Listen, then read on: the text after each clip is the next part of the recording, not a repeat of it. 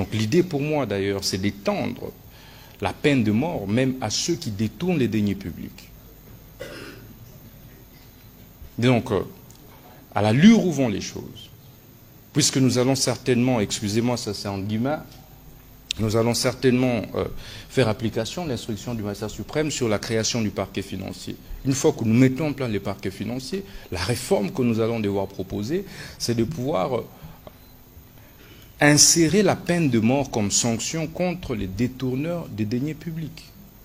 Et nous assurer que tu as volé un franc de l'État, ben tu sois condamné à mort, que tu sois exécuté. Et vous allez remarquer qu'à la différence des opérations précédentes, celle-ci est dissuasive parce que nous avons fait intervenir les mécanismes des sanctions qui sont légaux. Jadis, c'était on arrête, on met dans le cachot et après il négocie pour libération.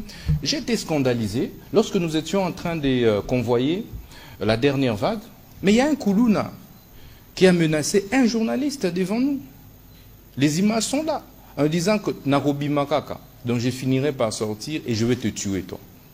Nakange Lunginayo. Est-ce que vous le savez? Et donc, ils ont été habitués à la largesse de la justice, à la largesse des forces de l'ordre.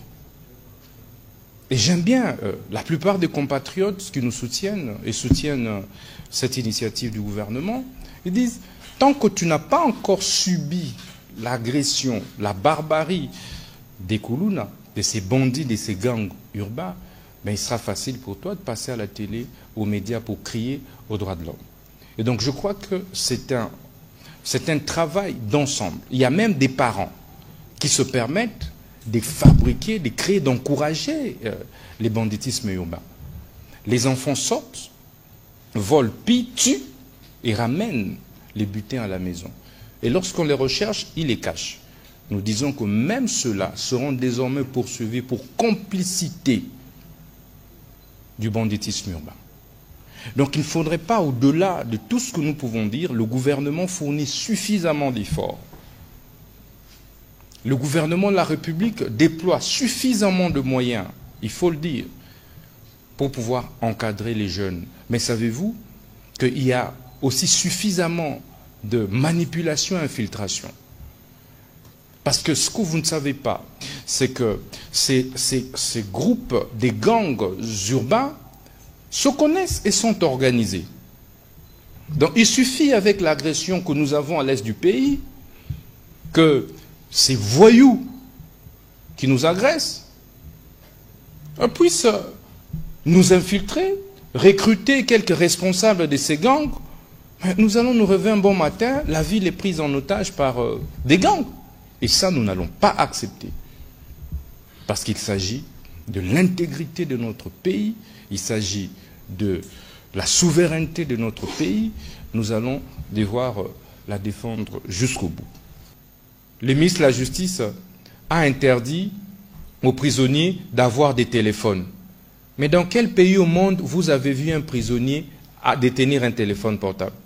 Commencez même à chatter dans un groupe WhatsApp. Mais dites-moi dans quel pays au monde, soit nous aimons ce pays, soit nous ne l'aimons pas. Dans quel pays au monde un prisonnier peut être dans un groupe WhatsApp et identifié comme tel? Dans quel pays au monde? Quelle est la loi pénitentiaire qui permet ça? Mais il n'y a qu'ici à Makala, où un prisonnier qui entre peut se permettre évidemment de manipuler son téléphone par la fraude. Peut avoir un réchaud. Depuis quand un prisonnier peut avoir un réchaud dans sa cellule? Préparer et manger, c'est pourquoi vous verrez des prisonniers. Il y a des gens qui préfèrent encore être en prison chez nous, ici à Makala, qu'être en liberté et commencer à vilipender le gouvernement de la République. Nous avons trouvé, à notre arrivée à ce ministère, des laissés-aller au niveau de certaines prisons. Ce qui insécurise les prisonniers eux-mêmes. Dans une prison centrale, la première prison pratiquement de notre pays, où vous avez des grands prisonniers, où vous avez des gens qui ont fait le nom dans ce pays, qui y sont incarcérés. Mais vous les voyez mélangés aux hommes et aux femmes qui détiennent des machettes, des couteaux, qui détiennent toute forme d'armes blanches. Des réchauds, des téléphones, n'en parlons pas. Ça n'existe nulle part au monde. Et nous n'avons pas été nommés ministres de la justice par le chef de l'État pour nous amuser. C'est pour réformer, c'est pour redresser. C'est cela notre rôle. J'informe donc le peuple congolais que plus rien ne se fera comme avant. Nous allons nettoyer systématiquement toutes nos prisons, tant il est vrai que nous lançons la politique de construction des nouvelles prisons, afin d'améliorer les conditions de détention de nos prisonniers. Savez-vous que, par exemple, pour Makala, à notre arrivée au ministère, nous avons trouvé plus de 16 000 détenus. Plus de 16 000 détenus au mois de juin 2024. Et en décembre 2024, aujourd'hui, nous en sommes à 8 000. Voyez-vous les efforts que nous avons fournis pour désengorger systématiquement la prison de Makala, où maintenant, on n'enregistre plus des morts comme ce fut le cas avant.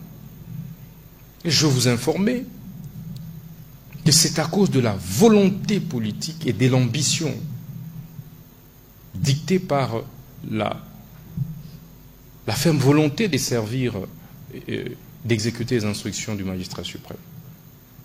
Nous n'allons plus tolérer qu'un prisonnier puisse faire le commerce dans la prison, qu'un prisonnier détienne son téléphone. La prison est un lieu de réinsertion. C'est aussi pour se rééduquer.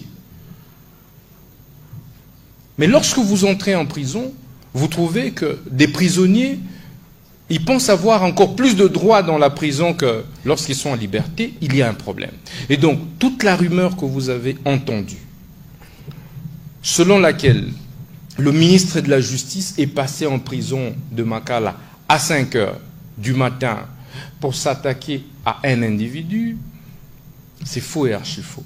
Que ce soit le chef de l'État, que ce soit la première ministre, que ce soit moi, ministre de la Justice, nous n'avons pas des prisonniers personnels. Pour preuve, le chef de l'État vient de signer une ordonnance de grâce présidentielle qui est impersonnelle. Monsieur le ministre, et donc, on prendra rendez-vous pour un deuxième round. Je chute par là parce que c'est important de clarifier.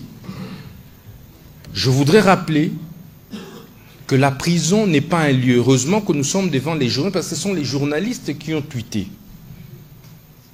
Il existe ce qu'on appelle la loi pénitentiaire, les règlements pénitentiaires. Ça n'autorise pas à un prisonnier de préparer, d'avoir les réchauds. Vous imaginez que tous les prisonniers aient des réchauds et que ça explose un jour. Vous allez dire, vous allez traiter le ministre de la Justice d'incapable, le gouvernement d'incapable, n'avoir pas sécurisé les prisonniers. Vous imaginez qu'il y ait altercation et que tout le monde a sa machette, a son couteau. Vous imaginez les conséquences de cela en prison, en considérant qu'il y a parfois des débiles mentaux dans la prison. Comment vous pouvez aussi tweeter en disant que le ministre de la Justice a interdit aux prisonniers d'utiliser des réchauds? Le gouvernement de la République met des moyens pour nourrir les prisonniers. C'est pourquoi vous voyez qu'il y a de l'accalmie. Nous n'allons plus tolérer la complaisance. Un prisonnier n'est pas là pour pouvoir utiliser un téléphone, avoir des couteaux, faire entrer du chanvre, faire entrer tout ce que vous savez. Désormais, c'est la rigueur. C'est pourquoi nous avons procédé aux nouvelles mises en place dans toutes les prisons. Et c'est en cours encore. Et nous allons afficher de la fermeté dans le cadre de notre politique de nettoyage de toutes les prisons. Et j'aimerais que les peuples congolais, que les journalistes qui sont devant nous puissent accompagner cette politique-là. c'est pour les biens et la protection des prisonniers. Parce que si un venait à mourir, on dira que le président Tshisekedi a tué un prisonnier. Vous n'allez pas dire que vous avez les prisonniers là à laisser faire qu'il y ait un autre prisonnier qui fasse entrer un couteau dans la prison.